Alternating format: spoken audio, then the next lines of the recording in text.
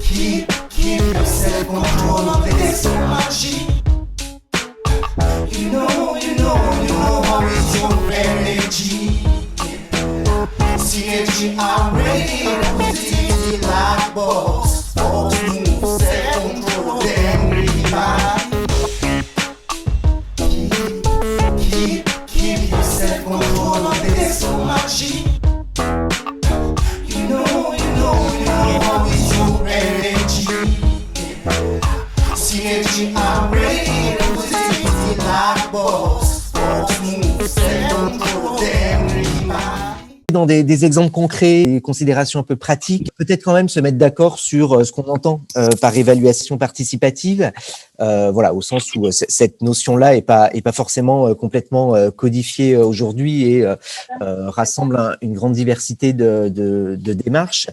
Participation, on va s'inscrire dans une définition assez large finalement de cette notion, comme la mise en débat élargie et délibérative d'une question de politique publique, et de participation citoyenne quand on parle d'impliquer dans cette démarche des citoyens ordinaires. J'y reviendrai, mais voilà, monsieur et madame, tout le monde pour faire simple. Ce qu'il faut bien avoir à l'esprit, je pense, quand on parle de participation, c'est que dans la définition dans laquelle on se place là dans cette conférence, c'est l'idée qu'il y a deux ingrédients dont on ne peut pas se passer. C'est la question de l'information aux citoyens, et quand on fait de la participation citoyenne, il y a bien l'idée qu'on va chercher des avis éclairés et que donc on a un apport d'information qui est fait.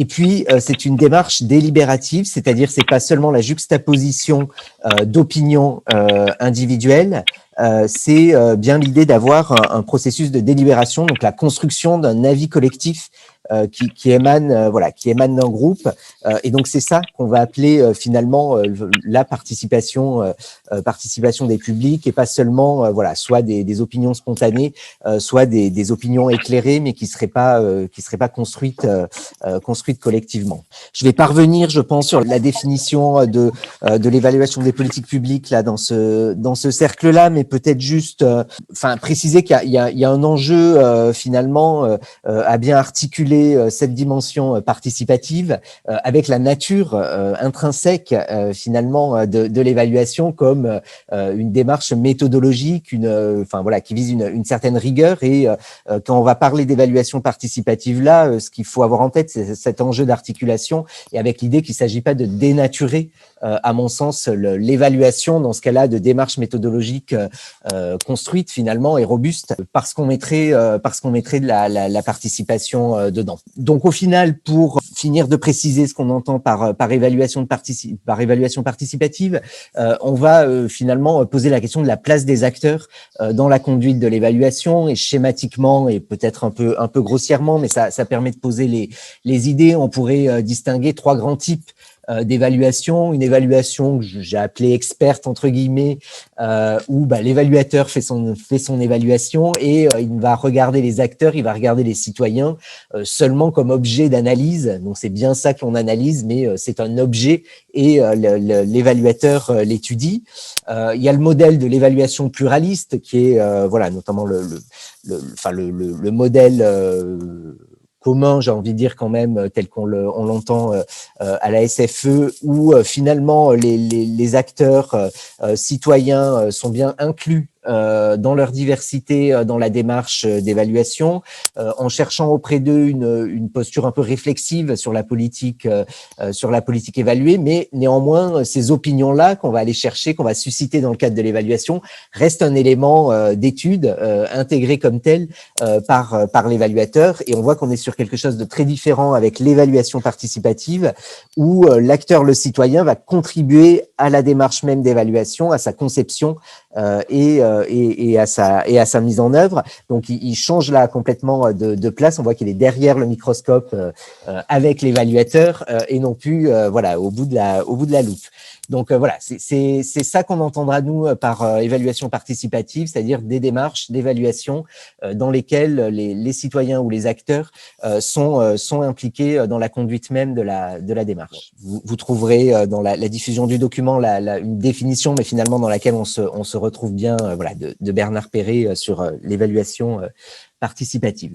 Donc, une fois qu'on a dit ça et qu'on a posé un peu ces différents concepts, après, il y a la pratique, effectivement, et finalement, ces évaluations participatives telles qu'on les pratique aujourd'hui, elles peuvent l'être plus ou moins. Alors, traditionnellement, en concertation, participation citoyenne, on a souvent tendance à poser, deux axes pour un peu préciser la nature des démarches qui sont menées, avec la question de la largeur de la participation, qui est impliqué, quel niveau de diversité finalement, quel type de public je vais chercher, et puis la profondeur de la participation, quel poids, quel pouvoir, pour utiliser un peu un gros mot, est donné à la participation, aux acteurs finalement impliqués dedans. Donc on peut reprendre un peu cette grille-là pour finalement essayer de serrer un peu les types de démarches d'évaluation participative, étant entendu, et j'insiste un peu là-dessus, que faut pas que vous compreniez